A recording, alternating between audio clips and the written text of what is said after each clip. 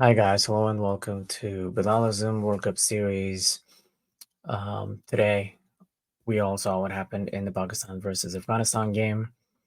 It's a pretty sad day, um, and that's why I still have the picture of Babar in the back with his head down because I'm pretty sure that as much as it hurts us as fans, he's probably going through a lot right now as well, both emotionally, physically exhausted with all the pressure that he's faced and all the criticism that he's about to face.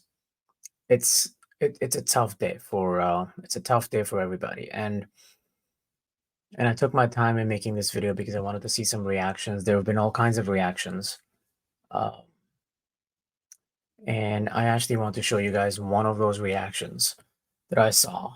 And a lot of us watch the show on ASports, which is hosted by Fakhri Alam. So I'm gonna share a piece here. Where Wasim Akram is speaking. Number one, sun ke, we were excited that we are number one, but man, come on. This was embarrassing. First of all, congratulations to Afghanistan. The way they played, convincingly when they bowled, convincingly when they batted, they outplayed Pakistan in every aspect of the game. Batting, bowling, and fielding. So well done. Kudos to you. I'm really impressed with your attitude and your cricketing abilities and cricket thinking. You guys are getting better day by day. That's good for Not day by world day, cricket. they've really become excellent. They took on the world champions and now taken us out. Before we talk about the game today, in general, agar dekha jaye, in last 6 to 8 months, we have minute or two, yeah? 6 to 8 months, Ramiz के बाद chairman आए, 3 महीने 4 महीने वो आए, उन्होंने आते ही coaching staff straight away change किया पाकिस्तानी, जिसको 10 लाख रुपए महीना मिल रहा था सकलैन को और मोहम्मद यूसुफ को जो तनख्वाह थी उनकी वही मिली, एक्स्ट्रा पैसा कोई नहीं दिया. आपने हम फाइनल में पहुंचे T20 world cup last year in Australia with Saqlain and जो भी उसकी टीम थी. आप आए chairman, out of the blue आया, आपने आते ही सब कुछ दिया. आप पांचा जिसे नहीं कहते, फेर दिया. निकालो निकालो, अपने बंदे रखो. आपको बाहर के फॉरेन बड़े पसंद थे, कोई नई ऑप्शन मिली, आपने कहा चलो इसको ऑनलाइन ही रख ले.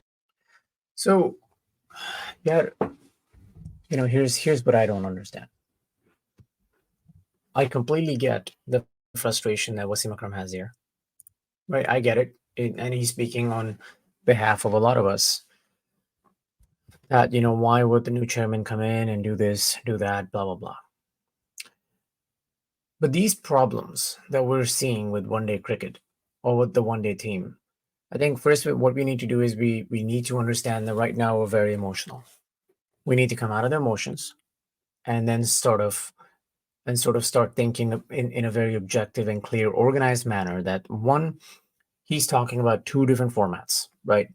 He is saying because the team went to the T20 World Cup final, everybody should have been retained. Now, I understand the consistency aspect of it, right? कि अब आपका एक system चल रहा है. If new people want to come in, they should at least wait till the World Cup's over. I get that. But I honestly don't think that even if they had done that, the results would be any different. I really don't. Because Pakistani team has not been a good one-day team for a long time. Right? I mean, any of the one-day championships, or not championships, any of the one-day bilateral series that they have won were won against B and C teams from Australia, New Zealand, and England. So uske basis pe ab number one to ban gaye. But that does not mean that you were truly the number one team. So one, that ranking was very misleading for everybody, including, I'm sure, Babar, right? Because when you're facing the media, you need a way of deflecting some of the criticism that comes your way, and he's been doing that for a while, saying, "But look, we are number one. We are number one." So one, being number one did not help anybody as far as Pakistan cricket is concerned. Number two, Wasim Akram right here was part of the committee 4 years ago. They got rid of Mickey Arthur and Sarfaraz. So my question to Wasim Akram, it's very easy to be angry right now. I get it. Everyone feels almost embarrassed of this loss. 4 years ago, Sarfaraz, and again, and I don't want to make this video about Sarfaraz to the point where it seems like I'm biased, because I'm not. I have incredible amount of respect for Rizwan. He is, leaps and bounds ahead of Sarfaraz in terms of batting. And I do think that Sarfaraz was blocking him. I get all that. But when Sarfaraz was captain, there was this whole notion that if he can't perform, should he still be captain? Was Imran Khan performing in 1992? It's a very, very honest question. Should he have been captain going by those theories? If there was a cricket committee at the time headed by Wasim Akram in 1991, would he have been okay with Imran Khan captaining when Imran Khan literally played no role? Now, I'm pretty sure that someone like Wasim Akram would say, you can't even think of comparing Imran Khan to Sarfaraz. I'm not comparing the earlier career of Imran Khan or of Imran Khan's to Sarfaraz's. I'm not doing that. I'm not saying that man-to-man, player-to-player, they were similar in terms of their individual talents or skills. What I'm saying is that in both cases, we carried captains that as individuals were not really contributing. Now, Imran Khan ended up contributing with the bat towards the end of the World Cup, yes, but that was not really his typical role in the team. Sarfaraz Ahmed, since 1992, is the only one-day captain in Pakistan, not since 1992, ever, that has actually won an ICC ODI tournament. And the final that he won, of all teams, was against India. But we still have not been able to beat since then. So to say that we should just completely ignore the fact that Sarfaraz took a young team, right? Some of these people were there, took a young team and turned them into champions in a global tournament is not something that we can ignore. It's just not. And the fact that he was one of the people deciding Sarfaraz's fate, who himself was not allowed to ever captain again, is the first slap in all our faces, all of the fans, all of the legacy of Pakistan cricket, everybody's faces. But fine. He was a great cricketer in terms of his cricketing side. We can talk about corruption later or alleged corruption later.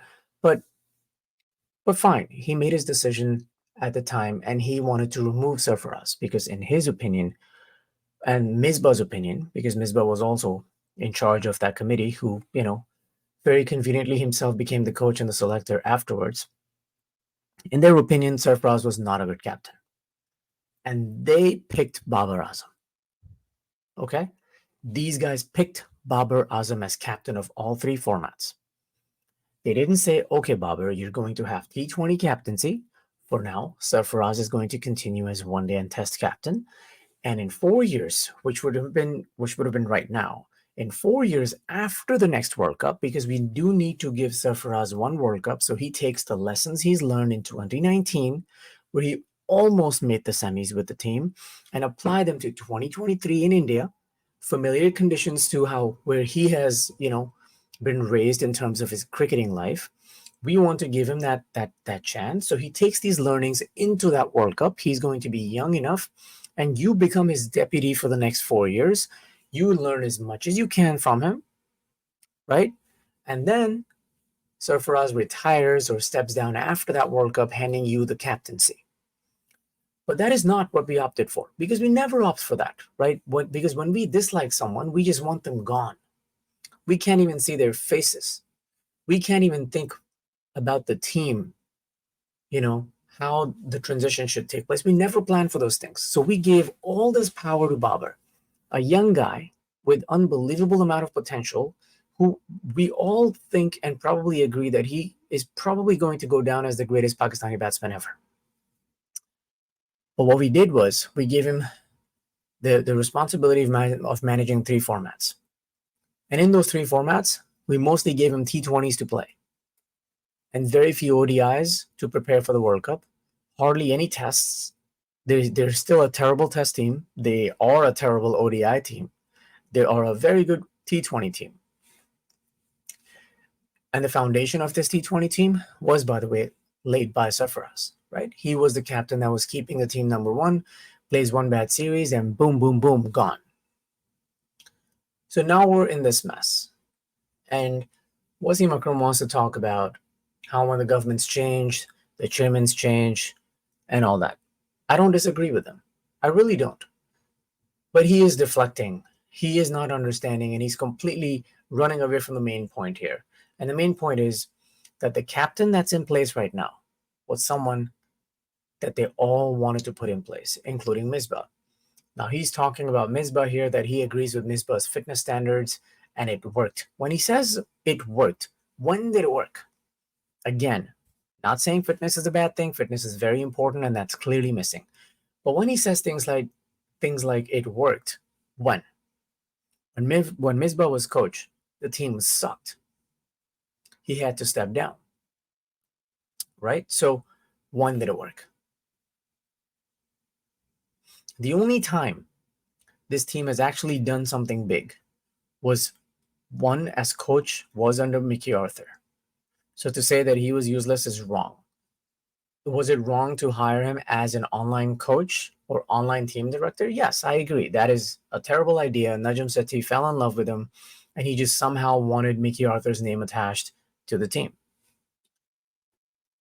I thought Matthew Hayden was doing a good job as an icon that would show up in the dressing room and pump up the Pakistani team.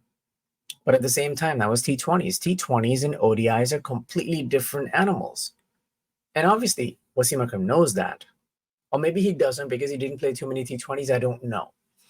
But they're completely different ball games. Completely.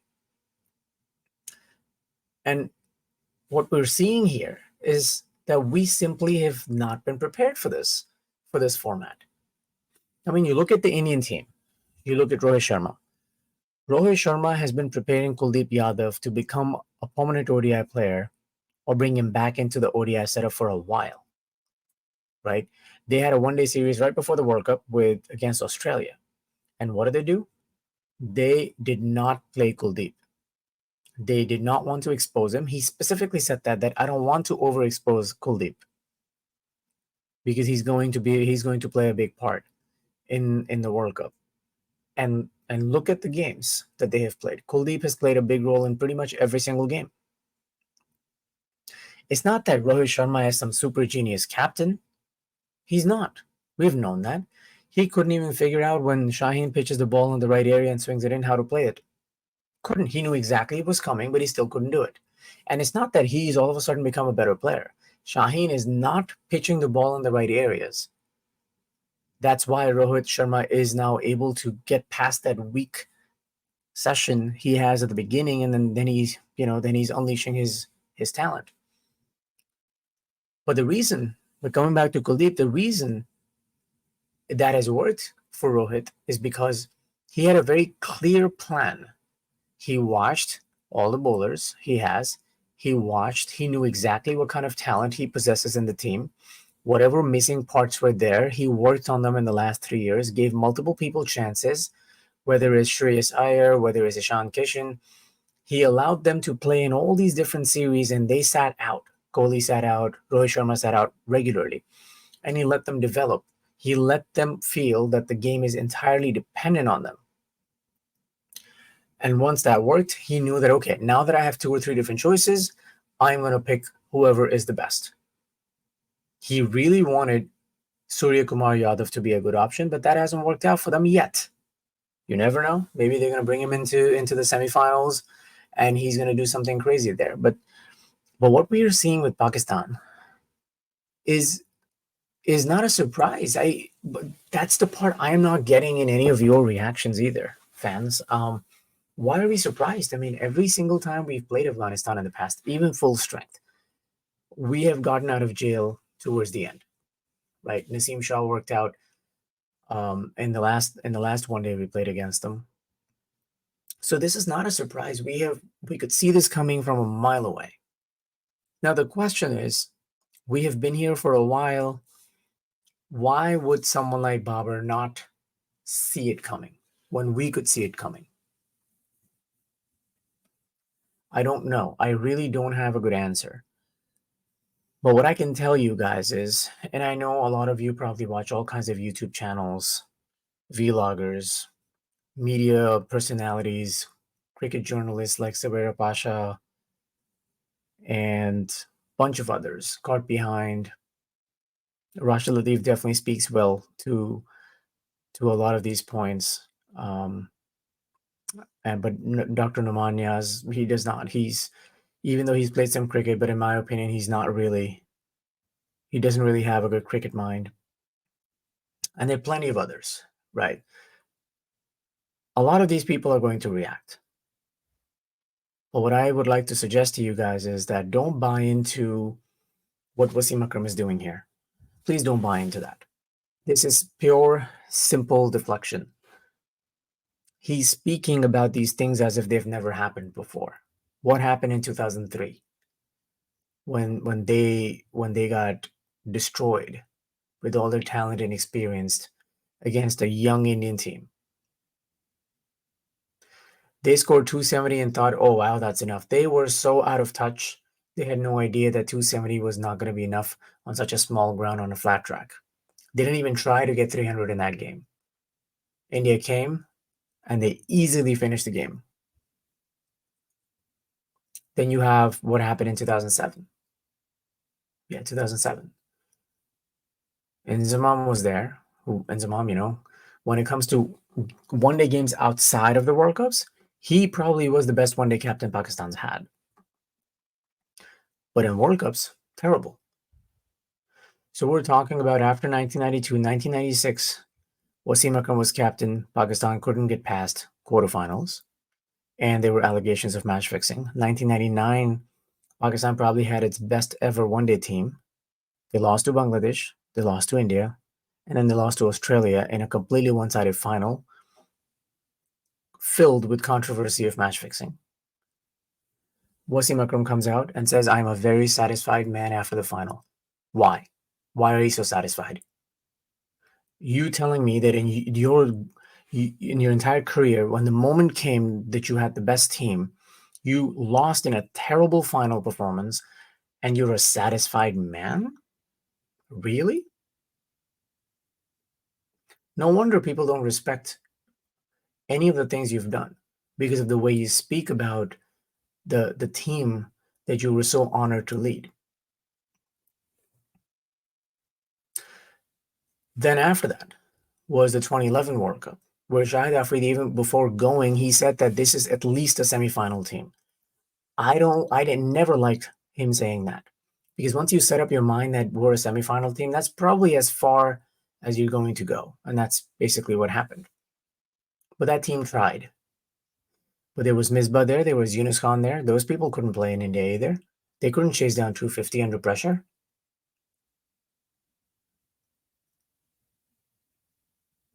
So why be this harsh to these guys? The World Cup after 2011, 2015, Misbah's turn as captain.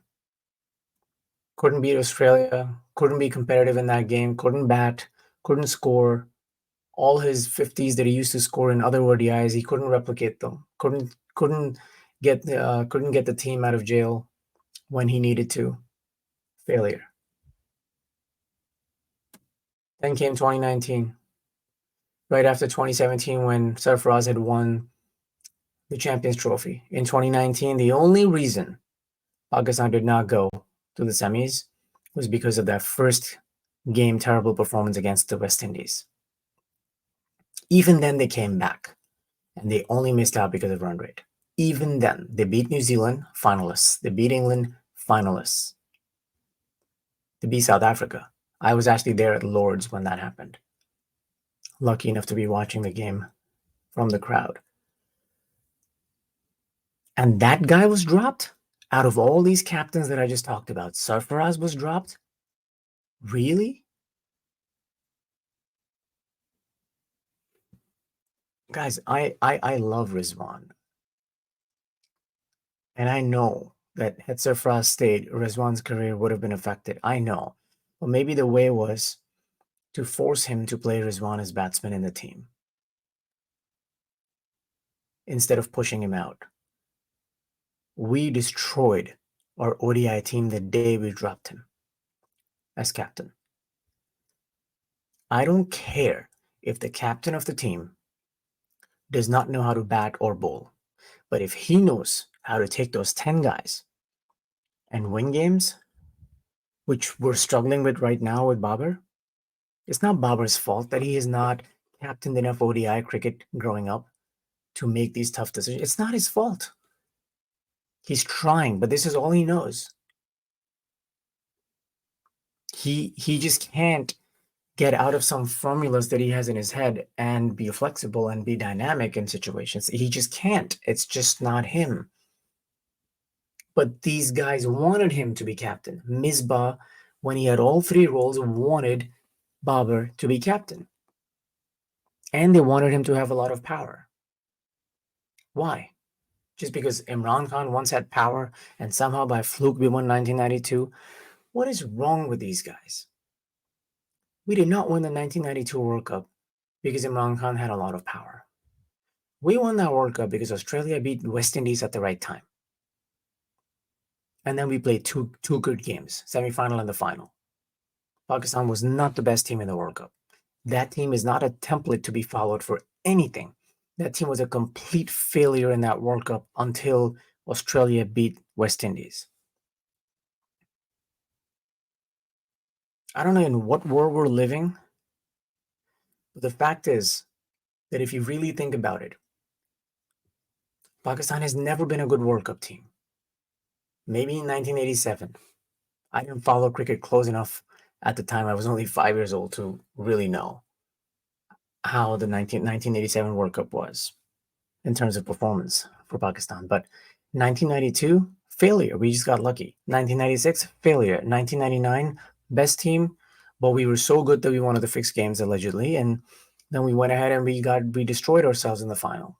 Why? How? I don't know. But if a team doesn't look like it's fighting, to me, that team sucked. The game against West Indies in that World Cup, we almost lost that game. We came back through bowling and won in the end.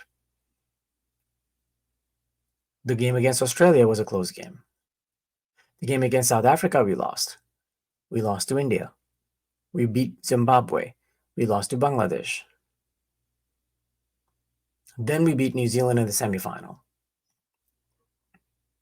And we made it to the final and got our asses handed to us.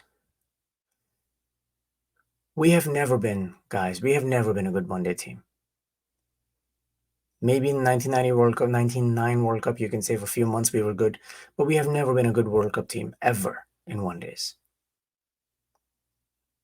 This team right now, one thing that we can say that at least they're honest. They don't fix games. We can trust them. They may not be, maybe they're not as talented as people in Wasim Akram's era. It's possible. But I know they're fitter than them. Look up any video of Wasim Akram bowling, you're going to see his tummy hanging out. But he was just supremely talented and worked his ass off. So this team, guys, that we have, these are good guys. They try their best. They don't have a good captain. But they didn't make that decision. People like them did. People like Misbah did. The chairman that came did. Ehsan Mani did. That's not Babar's fault. Babar was a young guy who would not want to captain their country. But we have put Babar in this situation. We have potentially pushed him on a track where even his batting career can get affected. Now, I'm sure there's going to be talks of taking him off as captain and someone else should take over. But that's not going to fix anything. We're going to be standing in the same exact position in 4 years. In my opinion, we didn't give Sarfaraz a second World Cup. Babar should get a second World Cup.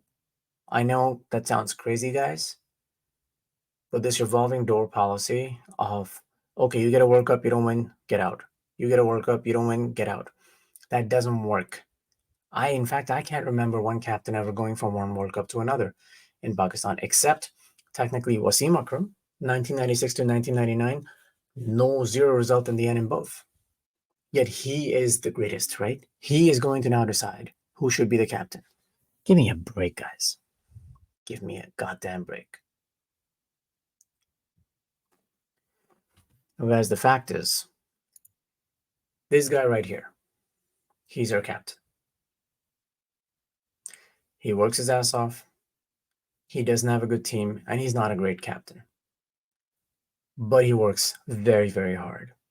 He is the hardest working captain that we have ever had. Should he be captain right now? Probably not. As I said, it should have been Sarfaraz, and he should have been handing over captaincy to Babar now, after learning captaincy for 4 years. But it is what it is. We are in this position right now, and he's our man.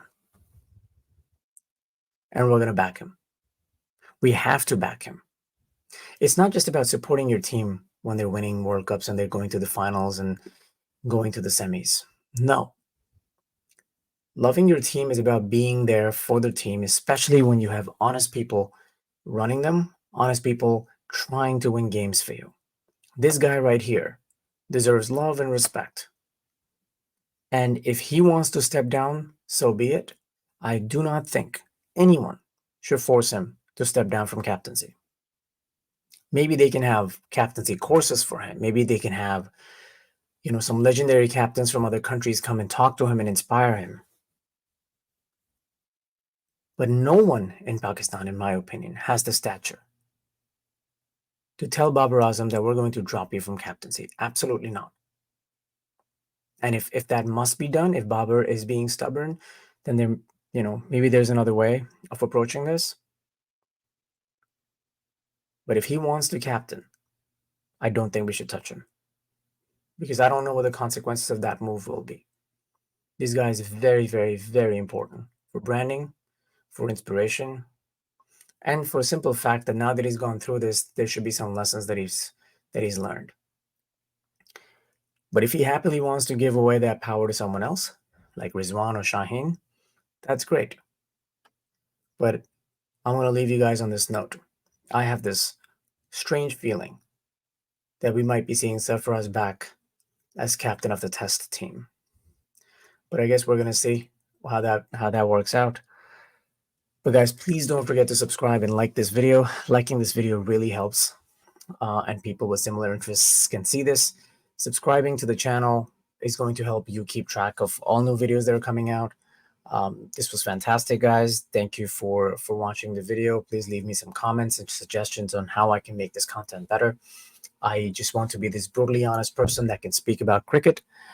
We always get diplomatic answers on all other YouTube channels, but I want to speak directly to you guys in an honest manner. And I would love to increase the quality and content quality of my videos. So please leave me some suggestions. You guys have a great night, and we'll talk soon, probably on Friday when Pakistan plays South Africa. Take care, guys.